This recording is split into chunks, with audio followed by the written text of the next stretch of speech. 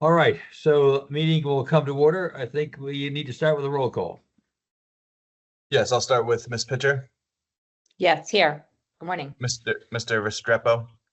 Here. Mr. Pepper. Here. Mr. Weeks. Present. And Chair Angelini. Present.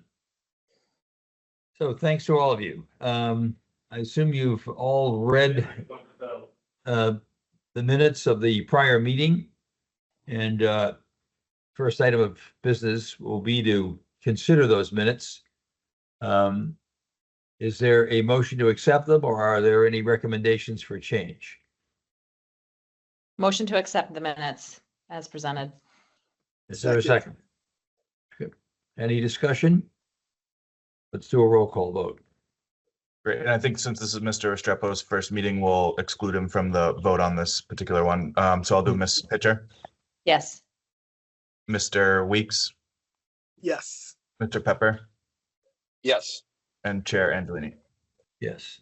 So Jackson, that's Peter's way of saying that you have no responsibility for all the things we've done before you got here. Yeah, I take no responsibility whatsoever up until this point. Congratulations. But from now on, you're on the team. Thank All you. right.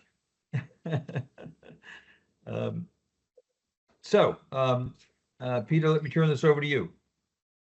Sure. So item number one is old business, a continuation of the discussion over the last few meetings, and I've brought Mr. Restrepo up to speed on it. So it's the consideration of authorizing execution of amendment number 1 to the land disposition and development agreement with Aroli Group LLC, an entity owned by the Mankiti Group, regarding the Denholm building at 484 to 500 Main Street. So at our last meeting, we had Mr. Rengel join us, and I forget, Mrs. Kenny might have been with us as well at that meeting, and they're here again this morning. So we had asked for resolution to the condition that we had asked for their request for extension. So the primary terms being the 12-month extension and then the project modification. And the board was open to considering that under the condition that they assist with the ongoing carrying cost that the WRA have on the property. And so obviously with that 12-month extension, that would include additional carrying costs beyond, what was the intended closing date of March of 2026. And so they've responded in your packet is their response on that. I could summarize it. I don't want to mischaracterize the intent, but I'll turn it over once I'm finished to see if there's anything I've missed. But generally, we had discussed that our ongoing carrying costs right now monthly are averaging about $15,000 a month.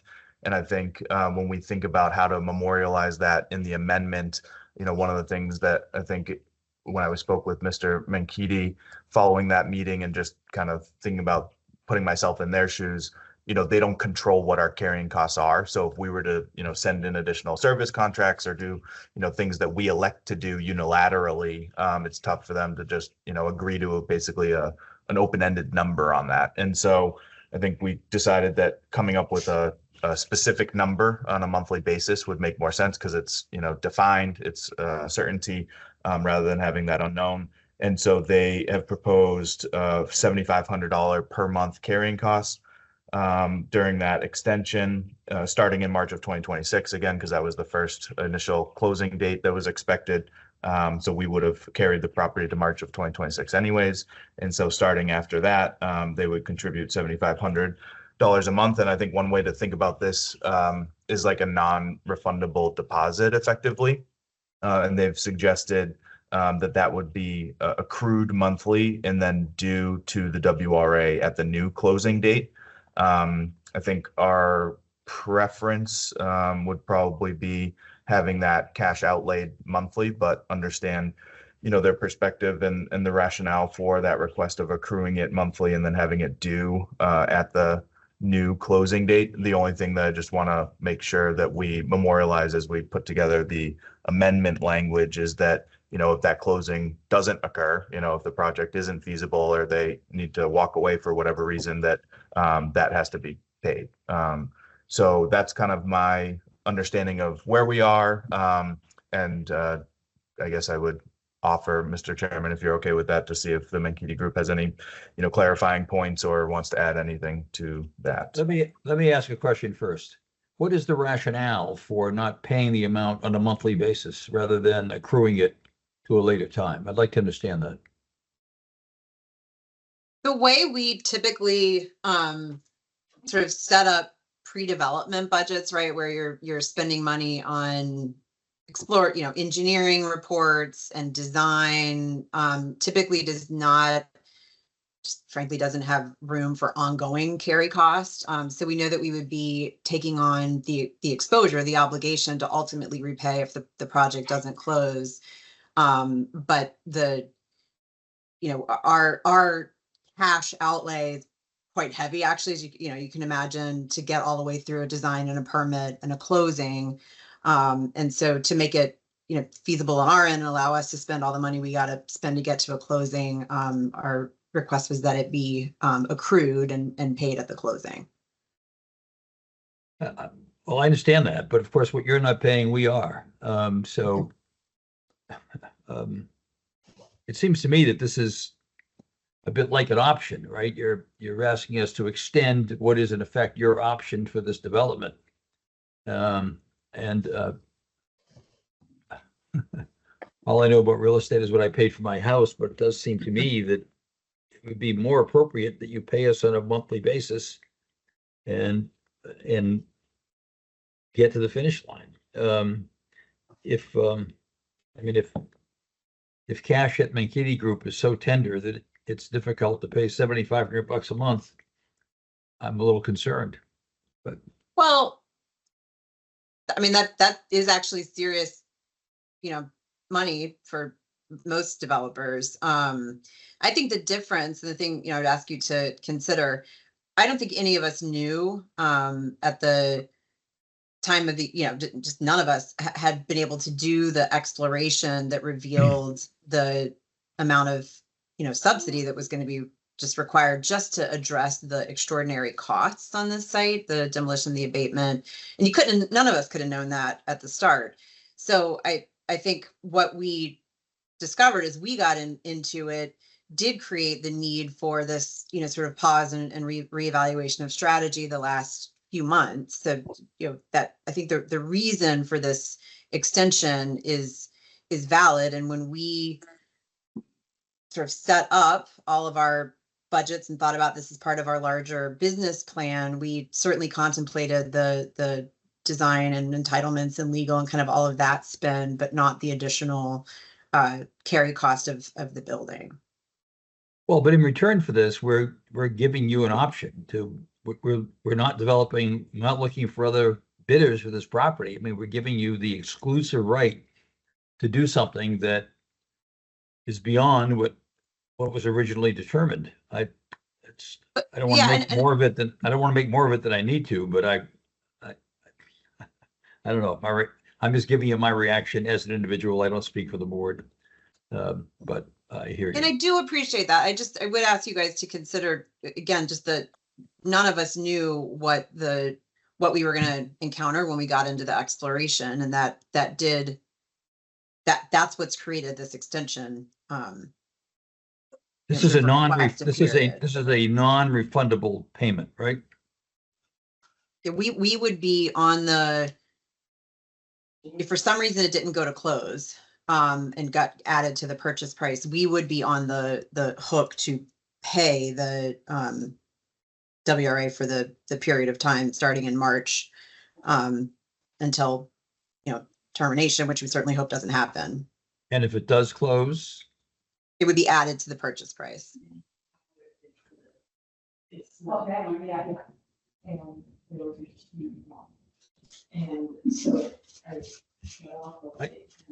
I can't hear whoever's speaking. Who is it? Oh, it might be some background noise for you, Sherry. But I think Sherry wanted to add to the Sure. conversation. Sherry, I couldn't hear you. I'm sorry. I wasn't going to say anything, but I do have a comment.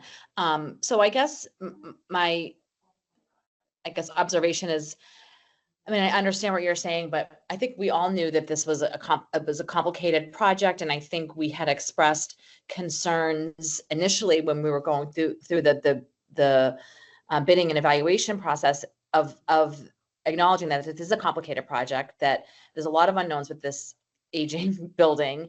And I just, in my mind, like it's just part of this process. And I guess my concern is that we're going to go through all of this, and then at the end, Mankini's going to say, actually, we don't want to do this. And then we've delayed it that much further with this really high profile project. And I think that was one of the concerns expressed with Mankini was, you know, projects, we love the work that they've been doing in the city, but projects move really, really slowly. And I understand the complexities of this particular project, but I don't know, I'm just concerned. I just feel like there's a lot of red flags and not a lot of green ones. I can appreciate that. I think we knew there were complexity. Two things happened in the period since a year ago.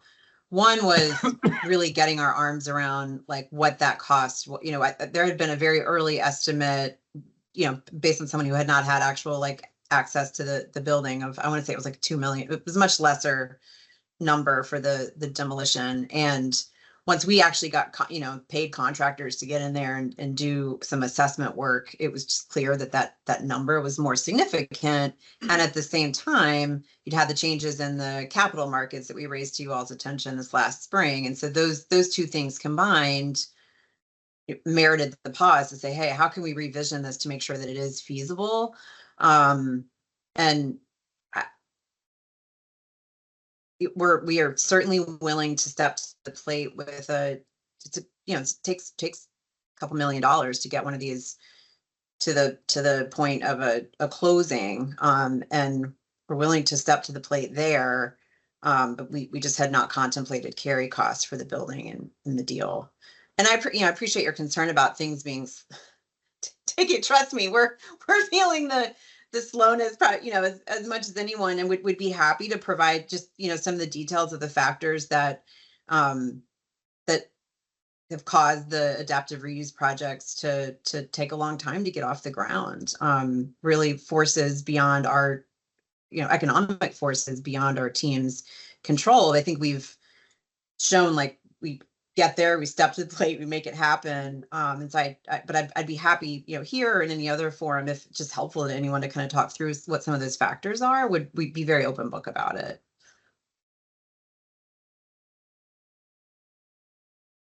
All right. Other, Yes, So sure. what I'd you- like to make a comment. yes, Walter.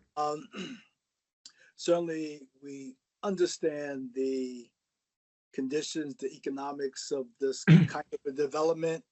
My thoughts are similar to what Chairman and Sherry has mentioned, and that is our cost was $15,000. I guess we agreed to the $7,500 a month, and now you all are saying it's a difficult process to put your hand around to cover that cost. So I have some concerns as well.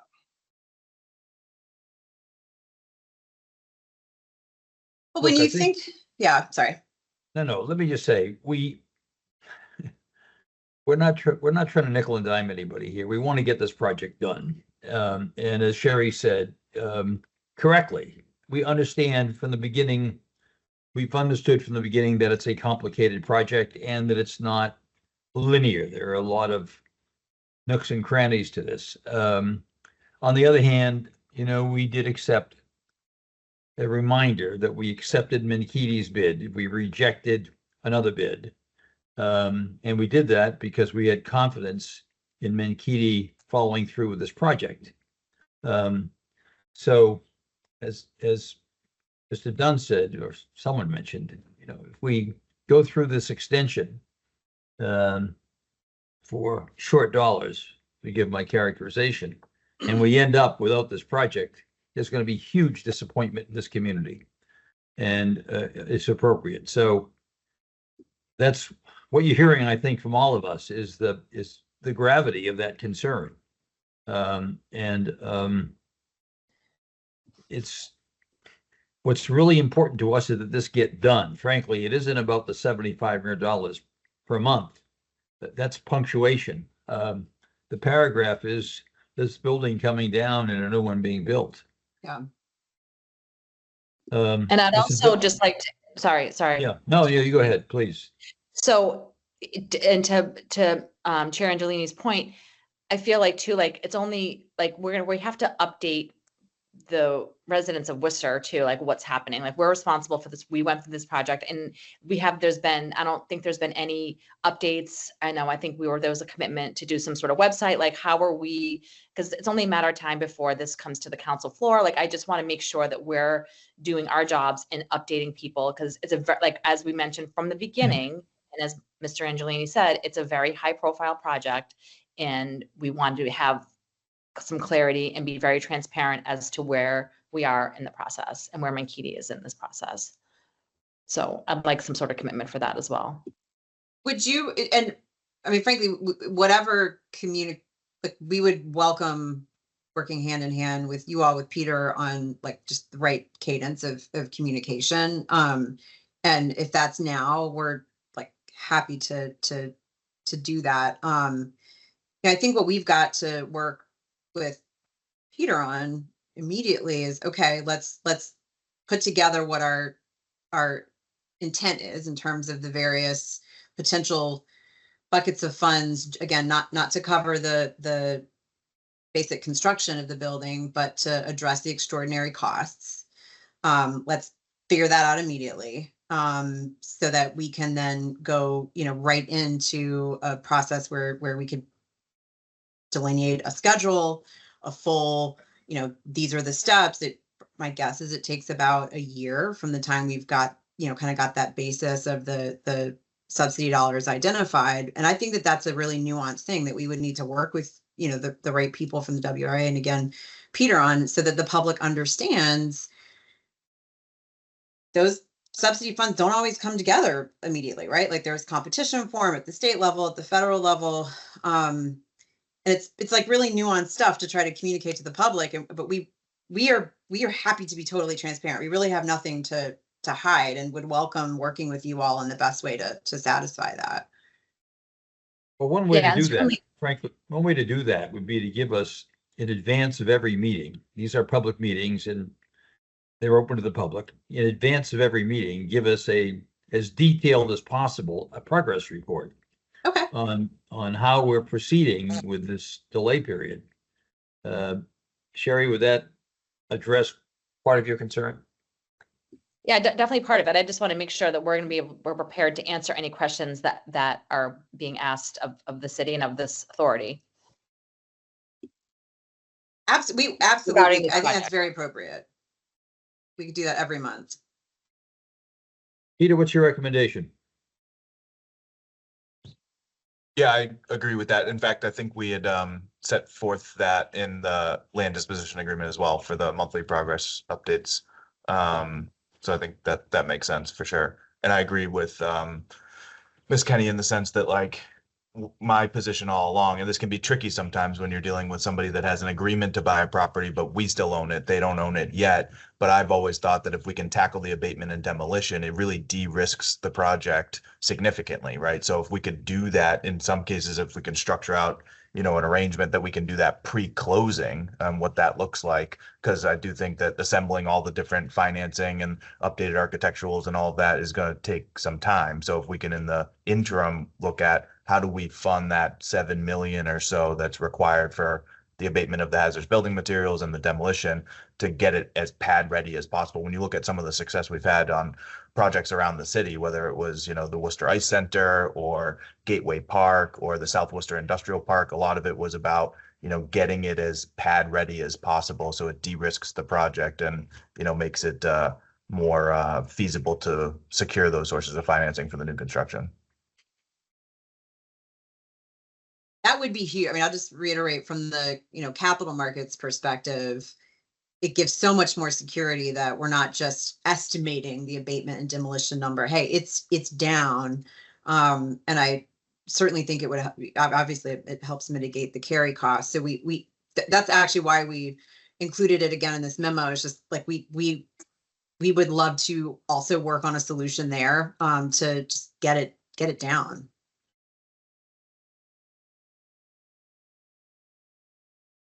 I agree with that too. I just think from the public's perspective, even though there's been a lot of work that's put into this, there's been no progress.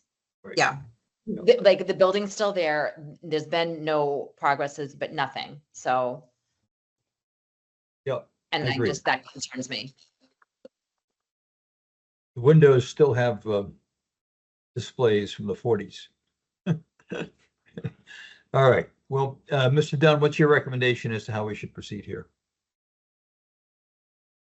Yeah, certainly, for the board's consideration, but I think the $7,500 a month is a reasonable number. I think it achieves what we set out to achieve, is offsetting, that real cost that we have in entertaining the 12-month extension.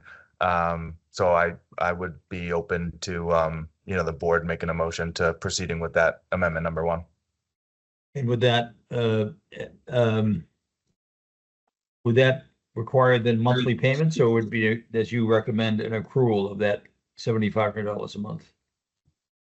I appreciate the commentary about just liquidity and cash flow and how that could be just a symptom of, concern, because I don't think it's a huge number, but I'm okay with rolling it into the acquisition price only under the understanding that if there was no closing to occur, there was a walk away, that we would, be due that money. I'm okay with that as well. Is there any further conversation or discussion on this? We've heard the recommendation from Mr. Dunn. Is there a motion to accept that recommendation? Motion to accept recommendation from Nkiti. Okay. Is there a second? Second. All right. Any discussion? Let's proceed to a roll call. I'll start with Ms. Pitcher, Yes. Mr. Restrepo, Yes. Mr. Weeks, Yes. Mr. Pepper,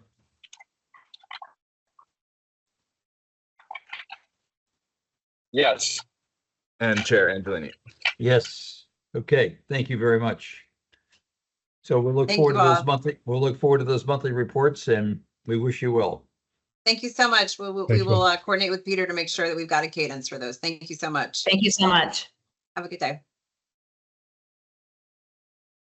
All right, Mr. Dunn, I return to you.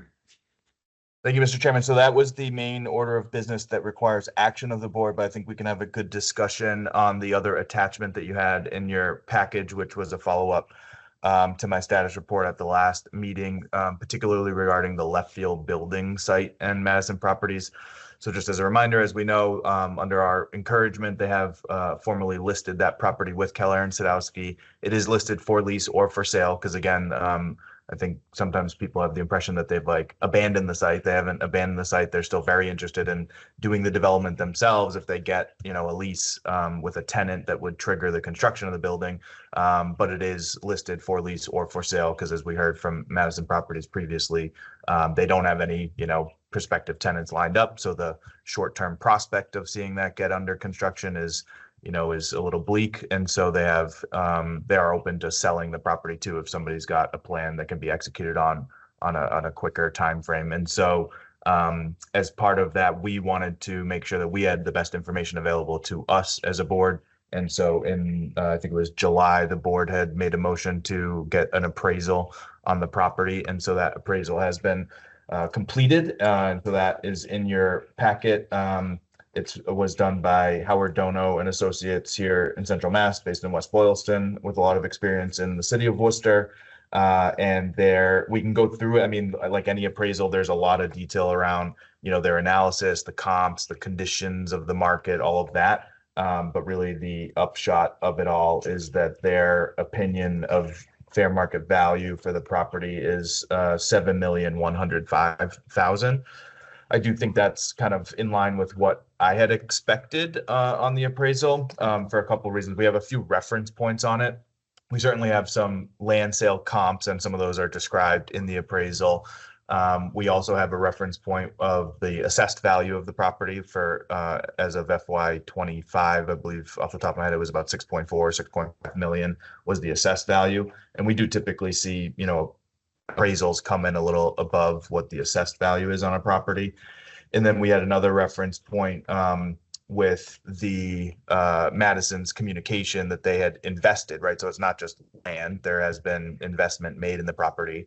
And Madison had communicated to us that it was, north of $8 million invested in the property to date. But as we know in Worcester and with just market conditions and where construction costs are, what you spend on something isn't necessarily what it's worth, unfortunately, which is why so many projects do need some level of subsidy typically. And so, I think they took that into account too. You'll see in the narrative from the appraiser, they recognize, the investment, the value added to the site, if you will. And there is some interesting commentary, when you think about the value that's been added. Yes, there is a foundation now. The floor plate, we called it the podium at the time because there is also an underground parking garage there. It's basically like the concrete forms and everything for that underground parking garage. It's not in use, of course. In fact, access to it is restricted for safety purposes. But one of the things that's interesting is that while there was significant investment made in those improvements in the podium and the underground garage, it also does limit, what a new buyer or owner could do with it, right? So there's an existing floor plate now, and it would be very cost prohibitive to dig out all of those improvements that have been made. So you really need to work with what's there now. So it has some value for sure, because there was a lot of money spent on those improvements, but it also just isn't a blank canvas anymore, right? So if somebody's going to come in and take over the site and do something with it, they would likely have to work within those existing constraints, the floor plate that exists now and all that. So that floor plate obviously was built with the intention of commercial use. It's a deeper floor plate than what you would see for like a residential use because of its intent for either commercial office or commercial lab space. So I do think that there's kind of like a little bit of a trade-off there. There's definitely some value added, but also those kind of constraints that get created from that. So it's not really a surprise. I think this is, in range of what I would have expected. And just as a reminder for folks, kind of what brought us to this stage is that, the board, the WRA, has the ability to have influence here or facilitate a transaction. So as we know, Madison had an obligation to build the skin, core, and shell of that property by a date certain, and that did not happen. So they are in default with respect to this property, and the board could, try to remedy that default. And one of the options we have contractually in the land disposition agreement is to force a private sale.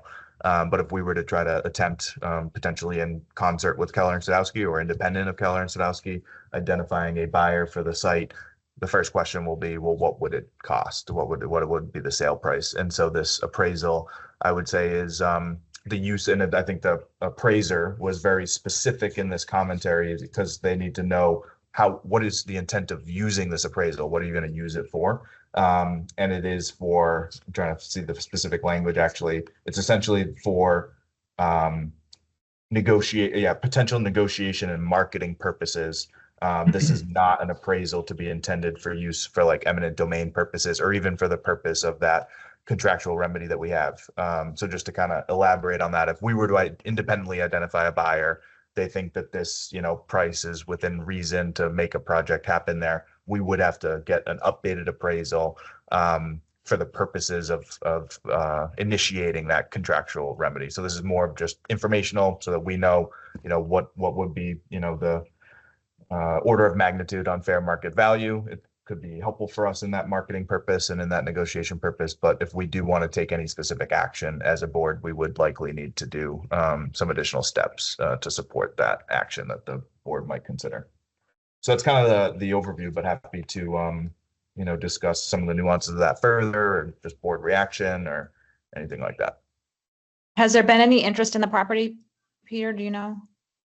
I think there's definitely a lot of curiosity about it. I think I've talked with some folks as well as the brokers on it. I do think that there is some interest. Obviously, it's a great location, right? Looking right into there. And I think that as we know with commercial office, I think it wasn't really a surprise, right, that there was a delay or a pause on the intended use of commercial office. It's a real challenge right now, again, with the lingering effects of the pandemic. And as we've seen, with remote work, I think there's been sort of this equilibrium that's kind of happening where, a lot of folks are kind of on this hybrid schedule. We have seen a number of users in our marketplace as well as beyond that have like reduced square footage for their offices because of that. And I think we'll continue to see that because there are certainly a lot of commercial office users that are still in a lease, right, for their space that could have originated before the pandemic. So I think as we see leases continue to renew, we'll see some more of that potential contraction or just efficient use of office space, coupled with the fact that, again, and I know the Fed announced yesterday that they're going down 25 basis points on their interest rate, so that could help. But just with elevated interest rates, elevated construction costs, and just the fundamentals, and when you look at other office space that exists, I'm just using rough numbers, and I think Madison Properties kind of laid this out, and their attorney might have laid this out last year as well, which I think is very true, is that we have a lot of office space that exists in the city right now that's, anywhere from $20 to $30 a square foot, right? And so when you look at making a project feasible, new construction for an office space, you're really looking at like $40 to $50 a square foot. So there's a huge, spread there. So how do you make that work, whether it's through, subsidy or whether it's through, some other means to try to just bring that in line with what is the substitute effect of I could go rent a space somewhere else. We are seeing a good amount of absorption with available space in the city. So like the Unum building is full now. Effectively, Mercantile Center has been full, and sort of with the approach of some of the residential conversions for other vacant office space, like Chestnut Place, for example, it's not like we need to backfill, 200,000 square feet there. So I think as we continue to see some good, growth and progress in the market, hopefully the conditions will be right to trigger commercial office. But I do know the board had mentioned before that as we, put this out there and express a willingness to work with somebody, if they wanted to come in and execute on a development on the site, that we would be open to other uses as well. So obviously our land disposition agreement calls for commercial office or lab. We could certainly look at what is the market telling us, what is the response on that? Would there be another use that, meets the vision that we have for the district and completing that kind of left field area of the ballpark that maybe is a variation of some other use. I think it's likely in the more shorter term, while I think things are moving in the right direction with commercial office right now, I would think that we're still a few years away from seeing a new office building getting triggered for this site. So maybe there's another use that's, palatable that makes sense for us to consider. But again, like with the floor plate, like if somebody were to, a couple of people have looked at it, just conceptually, not like, I wouldn't say earnest interest, but just conceptually, like would a residential development work there? You would need to play around with the architectural and the floor plate. Maybe you'd have to work with that. So the floor plate is deeper than what you would want for residential. So maybe on the first floor, you have like great, space that is commercial oriented, retail restaurant type of, or maybe complementary entertainment type uses. That's great for the ballpark environment and very engaging with that pedestrian scale, but then maybe stepping back the floor plate a little bit as you go up and making it more conducive for how you would typically lay out a residential structure or property. So I think there's certainly some options. And I think that this will be helpful because, if we do have any of those conversations, like I said, first question is going to be like, well, what would be a sale price? I do think that this is this appraisal and this number, 7.1 million or so, is less than what Madison would like to receive for the property. I think we know that because of their investment. I don't think that they'd be super excited about taking like a loss, on the sale based on the level of investment that they've made to date. But that's why we're going through this exercise. That's why we're having this discussion. Because for us, it's about completing the ballpark, getting this development accomplished, irrespective of what their interests might be. So, Yeah, got it. Thank you. Well said. Well said. Are there other comments? Okay. Well, this is informational only, and we'll be talking about this. Anything else? Is there anything else you want to add, Mr. Dunn? No, On this we could topic? not on this topic unless there's any remaining questions. I mean, Peter, I just have a question. So, I mean, and I understand, the gap between like the construction costs and the lease rates that's been in Worcester for a long time. That's why you don't see a lot of new construction for office buildings. I mean, I think and I don't even know, I'm just based on my limited knowledge is like, Wuxi, right? Which isn't really office, it's life science, biomanufacturing, but like. Yeah, and that's owner occupied, I think. Right, just so off the like top of that's, my head, right, the so most that recent seems to me like it's the would probably best be, opportunity would be owner occupied situation, right? Like, Potentially, yep, potentially. Yeah, there's certainly some value, right, when you think of just like the visibility of the site as well. You see how much, Right. companies Oh, are paying for some of absolutely. the signage at Polar Park as well. So Yeah. there's value there. I do think the most Yeah. recent comp, just off the top of my head, comp on, tenanted office space would probably be Yep. Grove Street. I think the address might be forgetting off the top of my head, but Vinny DeLeo, Tim Rassias, they built the where Oh, Open right, Sky right. is and Yeah. Salad Summit Yeah, there on where Grove Street. the Fallon is, Summit. That's Yeah, probably the yeah, most recent comp Yep. that's relevant, true. Yep. Okay. Thank you. Okay. Thank you for that. We move on. Yes, so on Union Station and the MBTA working group, what notable update, I guess, is there is our next task force meeting. I described my participation in the Alston I-90 task force of MBT and Mass DOT that has connections with MBTA, as we know, commuter rail. That was last month, and as a follow-up to that, they have invited me to participate as a formal member of that task force. So I've accepted that invitation. I think they did really appreciate the Worcester perspective and the Worcester voice being part of that conversation, because we didn't have any representation. I think the closest representation we had in that task force for basically west of 495 is Representative Hannah Kane. So I'll be officially joining that task force, and there's a meeting actually this evening that I'll be participating in on that. And again, just as a reminder, kind of the federal funding that was pulled from that is really creating a challenge for them to proceed with the project on the schedule and at the scale that they want. So they're undertaking an engineering exercise to figure out what can they do in the interim with available resources to still start to chip away at the objective and the goal, and with the hopes that maybe those federal funds could be, brought back to the project. But what could they do now in the interim to not lose momentum on it? So I'd be happy to keep the board updated on those conversations.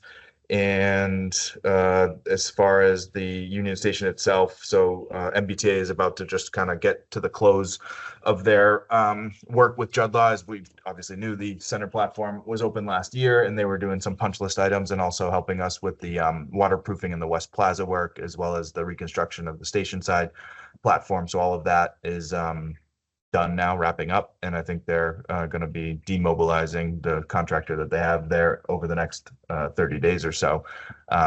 So if we ever want to do like a tour over there, we can. I know when the center platform opened, we did do a tour, but that is coming to its official conclusion very imminently. And I know our team, I know we've talked about this before, but we've had some other things that we're trying to just work through all the priorities that we have, but we're working on the request for proposals as well for the Grand Hall and Luciano space. So we'll be discussing that hopefully soon with the board.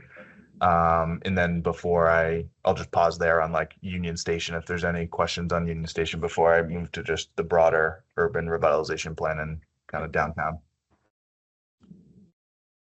Let me ask about Luciano's. Have they expressed an interest in remaining in the property?